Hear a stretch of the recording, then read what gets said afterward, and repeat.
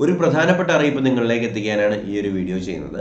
അപ്പോൾ നിങ്ങൾ തംബ്നെയിലിൽ കണ്ടതുപോലെ തന്നെ പ്രൊഫൈൽ ബാൻ എന്ന് പറയുന്ന ഈ ഒരു സംഭവം നമ്മുടെ കേരള PSC കൊണ്ടുവരാനായിട്ട് പോവുകയാണ്. അപ്പോൾ ഈ ഒരു വീഡിയോ കംപ്ലീറ്റ് ആയിട്ട് നിങ്ങൾ കാണുക. കാര്യം ഇതിനകത്ത് പ്രൊഫൈൽ ബാനിനെ കുറിച്ചും അതുപോലെ തന്നെ വില്ലേജ് ഫീൽഡ് അസിസ്റ്റന്റ് അതുപോലെ തന്നെ ബീവ്കോ LDയുടെ ഓരോ ജില്ലയിലും എത്ര പേരാണ് വന്നിട്ടുള്ളത് എന്നുള്ള ഡീറ്റെയിൽ ആയിട്ടുള്ള റിപ്പോർട്ട് വന്നിട്ടുണ്ട്. അതിനെക്കുറിച്ചാണ് നമ്മളൊന്ന് ഡിസ്കസ് ചെയ്യാനായിട്ട് പോകുന്നത്. ആദ്യമായിട്ട് നമുക്ക് ആ പ്രൊഫൈൽ ബാൻ എന്ന് പറയുന്ന കേസിനെ കുറിച്ചൊന്ന് സംസാരിക്കാം. സത്യം പറഞ്ഞാൽ ഇത് കഴിഞ്ഞ ഡിഗ്രി പ്രിലിംസിന് കേരള PSC ഒരു വാർണിംഗ് തന്നിട്ടുണ്ടായിരുന്നു. കാര്യം ഒരുപാട് പേര് കൺഫർമേഷൻ കൊടുക്കുകയും കൺഫർമേഷൻ കൊടുത്ത ആൾക്കാർ പരീക്ഷ എഴുതാതിരിക്കുന്ന ഒരു സിറ്റുവേഷനിൽ കേരള PSCക്ക് ലക്ഷക്കണക്കിന് രൂപയാണ് നഷ്ടം എന്ന് നമ്മുടെ ചെയർമാൻ പറഞ്ഞതിൻ്റെ അടിസ്ഥാനത്തിൽ ഇനി ഇങ്ങനെ ആവർത്തിക്കുന്ന ഒരു സിറ്റുവേഷനിലേക്ക് എത്തുകയാണെങ്കിൽ PSCയുടെ പ്രൊഫൈൽ നമ്മുടെയൊക്കെ പേഴ്സണൽ പ്രൊഫൈൽ തന്നെ ബാൻ ചെയ്യുമെന്ന് ഒരു താക്കീത് തന്നിട്ടുണ്ടായിരുന്നു. പക്ഷേ ഒരുപാട് പേര് നിലവിലും ആ ഒരു കാര്യം അംഗീകരിച്ചിട്ടില്ല. മാത്രമല്ല ഒരുപാട് പേര് എന്ത് ചെയ്യുന്നു, കൺഫർമേഷൻ കൊടുത്ത ശേഷം പരീക്ഷ എഴുതാൻ പോകാത്ത ഒരവസ്ഥയിലേക്ക് നിലവിൽ ഇപ്പോൾ മാറിയിട്ടുണ്ട്. അതിനൊരു മാറ്റം കൊണ്ടുവരാനാണ് കേരള PSC ഇങ്ങനെയൊരു നിയമം നമുക്ക് നിലവിൽ വന്നിട്ടുള്ളത്. അപ്പോൾ ഈ ഒരു അപ്ഡേറ്റ് എന്ന് പറയുന്നത് ഇന്നലെ രാത്രി വന്നിട്ടുണ്ടായിരുന്ന കേരള PSCയുടെ യോഗ തീരുമാനത്തിനകത്ത് വന്നിട്ടുണ്ടായിരുന്ന ഈ ഒരു നോട്ടീസിനകത്ത് പറഞ്ഞിട്ടുള്ള ഏറ്റവും പ്രധാനപ്പെട്ട അറിയിപ്പുകളിൽ ഒന്നാണ്. അപ്പോൾ നിങ്ങൾക്കിവിടെ കാണാനായിട്ട് കഴിയും, പരീക്ഷ എഴുതാത്തവരുടെ പ്രൊഫൈൽ മരവിപ്പിക്കും. കണ്ടല്ലോ, പരീക്ഷ എഴുതുന്ന ഉദ്യോഗാർത്ഥികളുടെ എണ്ണം മുൻകൂട്ടി കണ്ടെത്തുവാനും അതുപോലെ തന്നെ അതിനനുസരിച്ച് പരീക്ഷയുടെ തയ്യാറെടുപ്പുകൾ കൃത്യതയോടെ നടപ്പിലാക്കാനുമാണ് കൺഫർമേഷൻ സമ്പ്രദായം കൊണ്ടുവന്നത്. എന്നാൽ കൺഫർമേഷൻ നൽകിയിട്ടും പരീക്ഷ എഴുതാത്തവരുടെ എണ്ണം സമീപകാലത്ത് വർദ്ധിച്ചു വരുന്നതായിട്ട് കമ്മീഷൻ വിലയിരുത്തി. ഇത് പരീക്ഷകളുടെ സുഗമമായ നടത്തിപ്പിനെ ബാധിക്കുന്ന സാഹചര്യത്തിലാണ് കൺഫർമേഷൻ നൽകിയിട്ടും പരീക്ഷ എഴുതാത്ത ഉദ്യോഗാർത്ഥികളുടെ പ്രൊഫൈൽ മരവിപ്പിക്കുന്ന അടക്കമുള്ള കർശനമായ നടപടികൾ എടുക്കാനായിട്ട് PSCയുടെ യോഗം അല്ലെങ്കിൽ PSC കമ്മീഷൻ തീരുമാനിച്ചിട്ടുണ്ട്. അപ്പോൾ എന്തായാലും നിങ്ങൾ ഈ ഒരു കാര്യം വളരെയധികം ശ്രദ്ധിക്കുക. കാര്യം നമ്മുടെ ചെറിയൊരു അശ്രദ്ധയായിരിക്കും, കൺഫർമേഷൻ കൊടുത്തിട്ട് ചിലപ്പോൾ ഒരുപക്ഷെ നമ്മൾ പോകാത്തായിരിക്കും. ജെന്യുവിൻ റീസൺസ് ആണ് എന്നുണ്ടെങ്കിൽ നമുക്ക് PSC ഓഫീസുമായിട്ട് ബന്ധപ്പെടുത്തിയിട്ട് നമുക്കത് അറിയിക്കാവുന്നതാണ് അല്ലേ, അല്ലെങ്കിൽ ഇങ്ങനെ ഒരു പ്രശ്നം വന്നാലും നമുക്ക് പറയാൻ പറ്റുന്നതാണ്. പക്ഷെ അല്ലാതെ ചെറിയ ചെറിയ കാരണങ്ങൾ പറഞ്ഞുകൊണ്ട് അല്ലെങ്കിൽ ഇനിയിപ്പം രാവിലെയായി, ഇനിയിപ്പോൾ രാവിലെയാണ് പരീക്ഷ, ഇനിയിപ്പോൾ പോകാൻ വയ്യ, പഠിച്ചില്ല, പോകുന്നില്ല, അങ്ങനെ ഒരു സിറ്റുവേഷനിലേക്ക് മാറുകയാണെങ്കിൽ നശിക്കാനായിട്ട് പോകുന്നത് നമ്മുടെ ഭാവി തന്നെയാണ്. നമ്മുടെ PSCയുടെ പ്രൊഫൈൽ വരെ ബാനായി പോകാനുള്ള സാധ്യത വളരെയേറെ കൂടുതലാണ്.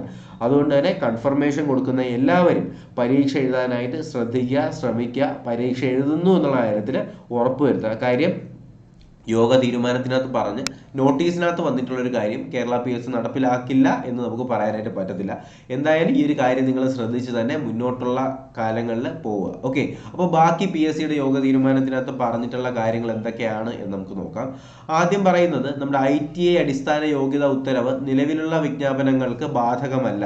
ഞാൻ ഓൾറെഡി ഈ കാര്യം പറഞ്ഞതാണ്. കാര്യം ആ സമയത്ത് ഏതൊക്കെയോ കമൻറ്റുകൾ ഞാൻ ശ്രദ്ധിച്ചായിരുന്നു, ഇത് ഇനിയുള്ള ലിസ്റ്റുകളിലും ഇത് ബാധകമാവും, അല്ലെങ്കിൽ ITI യോഗ്യതയുള്ള ർക്ക് ബിടെക്കാർ നേരത്തെ പരീക്ഷ എഴുതിയിട്ടുണ്ടായിരുന്നു, ആ പരീക്ഷയിലെ ലിസ്റ്റുകളിലും ITI-കാരെ മാത്രമേ ഉൾപ്പെടുത്തൂ എന്ന് എന്നൊക്കെ പറഞ്ഞ് കമന്റുകളൊക്കെ കണ്ടിട്ടുണ്ടായിരുന്നു. അങ്ങനെയൊന്നും അല്ല.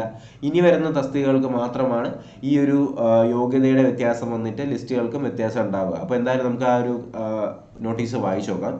ITI അടിസ്ഥാന യോഗ്യതയായി നിശ്ചയിച്ചിട്ടുള്ള തസ്തികകൾക്ക് ഉയർന്ന യോഗ്യതക്കാരെ പരിഗണിക്കേണ്ടെന്ന സർക്കാർ ഉത്തരവ് 17/1/2023 മുന്നുള്ള വിജ്ഞാപനങ്ങൾക്ക് അല്ലെങ്കിൽ ബാധകമാക്കേണ്ടതില്ലെന്ന് കമ്മീഷൻ തീരുമാനിച്ചിട്ടുണ്ട്. അതിനുശേഷമുള്ള വിജ്ഞാപനങ്ങൾക്ക് ഉത്തരവ് ബാധകമാകുന്നത് സംബന്ധിച്ച് വിശദമായ പരിശോധന നടത്തുവാനും തീരുമാനിച്ചു. എന്തായാലും ഇതിന് മുന്നേ ഉള്ള അല്ലെങ്കിൽ ഈ ഒരു നോട്ടീസ് വന്നതിന് മുന്നേ ഉള്ള ഡേറ്റുകൾക്കുള്ള പരീക്ഷകൾക്കൊന്നും ഈ ഒരു പ്രശ്നം, അല്ലെങ്കിൽ നിങ്ങൾ ബിടെക്കുകാരാണ് ITI യോഗ്യതയുള്ള പരീക്ഷകൾക്ക് ഇക്വലൻസി വെച്ചാണ് എഴുതിയത് എങ്കിലും നിങ്ങളുടെ റാങ്കിൽ നിങ്ങൾക്ക് മാർക്ക് ഉണ്ട് എന്നുണ്ടെങ്കിൽ നിങ്ങൾ റാങ്ക് ലിസ്റ്റിൽ വരുന്നതായിരിക്കും.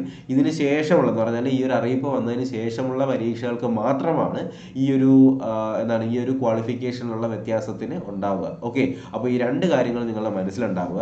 ഇതിനുശേഷം നമുക്ക് വളരെ പ്രധാനപ്പെട്ട കുറച്ചധികം ലിസ്റ്റുകൾ പ്രസിദ്ധീകരിക്കുന്നതിനെ കുറിച്ച് നമ്മുടെ കേരള PSC പറഞ്ഞിട്ടുണ്ടായിരുന്നു.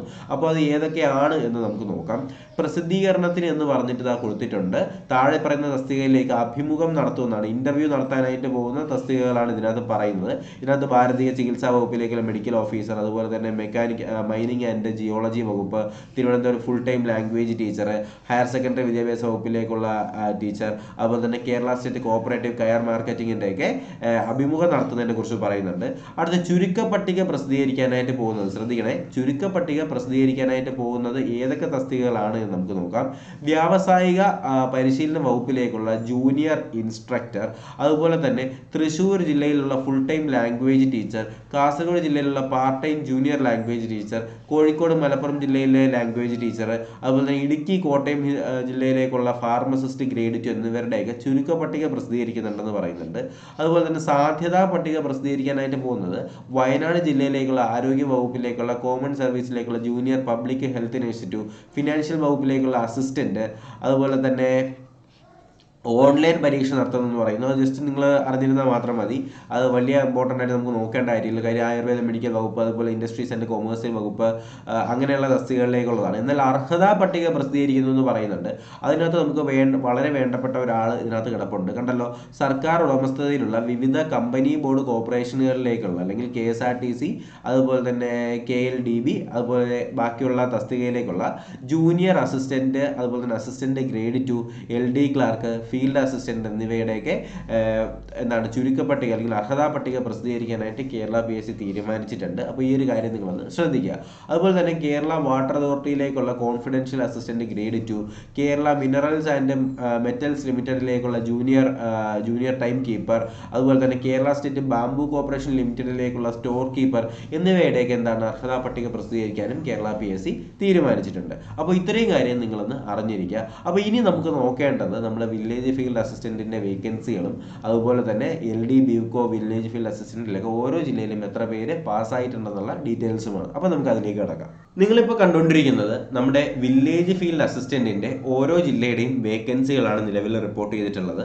അപ്പോൾ തിരുവനന്തപുരം ജില്ലയിൽ ഇതുവരെ 25 വേക്കൻസികളാണ് റിപ്പോർട്ട് ചെയ്തിട്ടുള്ളത്. കൊല്ലം ജില്ലയിലെ വേക്കൻസികൾ റിപ്പോർട്ട് ചെയ്തിട്ടില്ല.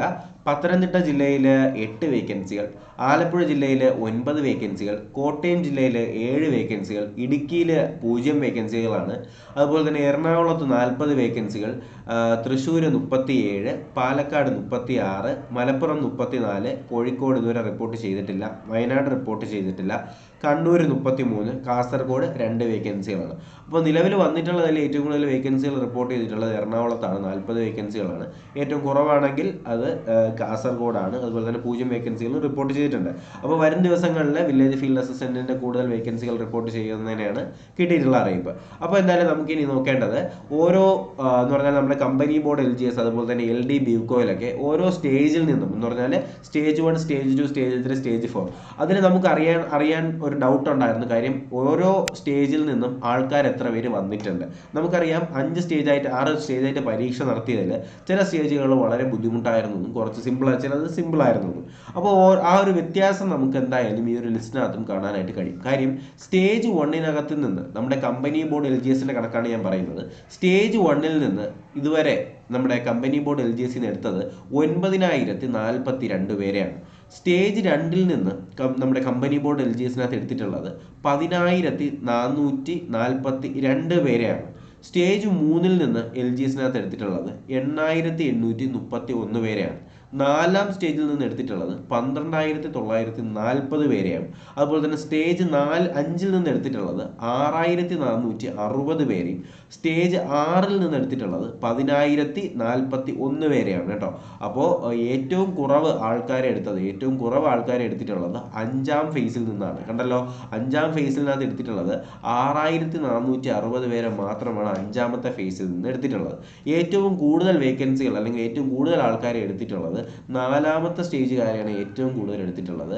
ഏകദേശം 12940 പേരെയാണ് 4ാമത്തെ സ്റ്റേജിൽ നിന്ന് എടുത്തിട്ടുള്ളതെന്നാണ് കിട്ടിയിട്ടുള്ള കണക്കുകൾ. ഓക്കെ, അപ്പോൾ നിങ്ങൾക്ക് ഇവിടെ അതിൻ്റെ വ്യക്തമായ സ്ക്രീൻ പ്രസൻറ്റേഷനാണ് നിങ്ങൾക്ക് ഇവിടെ കാണാനായിട്ട് കഴിയുന്നത്. ഇതുപോലെ തന്നെ നമുക്ക് നമ്മുടെ LD BUCOയും കാണാനായിട്ട് കഴിയും. LD BUCOയും 6 സ്റ്റേജുകളായിട്ടാണ് നടത്തിയത്. അതിൽ 1ാം സ്റ്റേജിൽ നിന്ന് 6030 പേര്, 2ാം സ്റ്റേജിൽ നിന്ന് 6148 പേര്, 3ാമത്തെ സ്റ്റേജിൽ നിന്ന് 5774 പേര്, 4ാമത്തെ സ്റ്റേജിൽ നിന്ന് 8591 പേര്, അഞ്ചാമത്തെ സ്റ്റേജിൽ നിന്ന് 4041 പേര്, ആറാമത്തെ സ്റ്റേജിൽ നിന്ന് 6369 പേര്. ഇതിൽ ഏറ്റവും കൂടുതൽ ആൾക്കാരെ എടുത്തിട്ടുള്ളത് നാലാമത്തെ സ്റ്റേജാണ് ഏറ്റവും കൂടുതൽ എടുത്തിട്ടുള്ളത്. 8591 പേരെയാണ് നാലാമത്തെ സ്റ്റേജിൽ എടുത്തിട്ടുള്ളത്. ഇവിടെയും ഏറ്റവും കൂടുതൽ ആൾക്കാരെ എടുത്തിട്ടുള്ളത് നാലാമത്തെ സ്റ്റേജിലാണ് അല്ലേ. ഏറ്റവും കുറവ് ആൾക്കാരെ എടുത്തിട്ടുള്ളത് ഏത് സ്റ്റേജിലെന്ന് നോക്കിയാൽ നിങ്ങൾക്ക് ഇപ്പം തന്നെ അത് മനസ്സിലാക്കാൻ കഴിയുന്നതാണ്. അത് നമ്മുടെ അഞ്ചാമത്തെ സ്റ്റേജാണ് അല്ലേ. അഞ്ചാമത്തെ സ്റ്റേജിലാണ് ഏറ്റവും കുറവ് ആൾക്കാരെ എടുത്തിട്ടുള്ളത്. അത് 4041. ഇതേ സെയിം സിറ്റുവേഷൻ ആണ് നമുക്ക് ഇവിടെയും കാണാനായിട്ട് കഴിയുക. ഏറ്റവും കൂടുതൽ ആൾക്കാരെ എടുത്തിട്ടുള്ളത് നമ്മുടെ നാലാമത്തെ സ്റ്റേജിൽ നിന്നാണ്, 12,000 പേര്. ഏറ്റവും കുറവ് ആൾക്കാരെ എടുത്തിട്ടുള്ളത് അഞ്ചാമത്തെ സ്റ്റേജിൽ നിന്നാണ്, അത് 6,000 പേര്. ഇവിടെയും കണ്ടല്ലോ, ഏറ്റവും കൂടുതൽ ആൾക്കാരെ എടുത്തിട്ടുള്ളത് നാലാമത്തെ സ്റ്റേജിൽ നിന്നാണ്, അത് 8,500 പേര്. ഏറ്റവും കുറവ് എടുത്തിട്ടുള്ളത് അഞ്ചാമത്തെ സ്റ്റേജിൽ നിന്നാണ്, അഞ്ചാമത്തെ സ്റ്റേജിൽ 4041 പേര്. അപ്പോൾ ഇതാണ് നമ്മുടെ നിലവിലുള്ള നോർമലൈസേഷനൊക്കെ നടന്നു എന്ന് പറഞ്ഞിട്ടുണ്ടായിരുന്നിട്ടും നമ്മുടെ ഓരോ സ്റ്റേജിൽ നിന്ന് എടുത്തിട്ടുള്ളവരുടെ ലിസ്റ്റാണ് നിങ്ങളിവിടെ കണ്ടുകൊണ്ടിരിക്കുന്നത്. അപ്പോൾ ഇതിനെക്കുറിച്ച് കൂടുതൽ ഞാനൊന്നും സംസാരിക്കുന്നില്ല. നമ്മുടെ LD ബികോഡൊക്കെ കട്ട് ഓഫ് നമുക്കറിയാമായിരുന്നല്ലോ, എത്രയായിരുന്നു? 80.33 ആയിരുന്നു നമ്മുടെ LD ബികോഡ് കട്ട് ഓഫ്. പ്രിലിംസിന് ഈ ഒരു എവറസ്റ്റ് കട്ട് ഓഫും വെച്ചിട്ട് ഇമാതിരി പരിപാടി കാണിച്ചാൽ പിന്നെ എന്താണ് പറയുക അല്ലേ. അപ്പോൾ ഇതൊക്കെയാണ് നമ്മുടെ നിലവിലത്തെ അവസ്ഥകൾ. അത് കണ്ടല്ലോ. അപ്പോൾ village field assistant vacancy, company board LGS, LD ബികോഡൊക്കെ കാര്യങ്ങൾ നിങ്ങൾക്ക് മനസ്സിലായെന്ന് തന്നെ പ്രതീക്ഷിക്കുന്നു. ആ പ്രൊഫൈൽ ബ്ലോക്കിൻ്റെ കാര്യം ഒരു കാരണവശാലും നിങ്ങൾ വിട്ടുപോകരുത്. അത് നിങ്ങളുടെ ഭാവിയെ സംബന്ധിച്ചിട്ടുള്ള കാര്യമാണ്.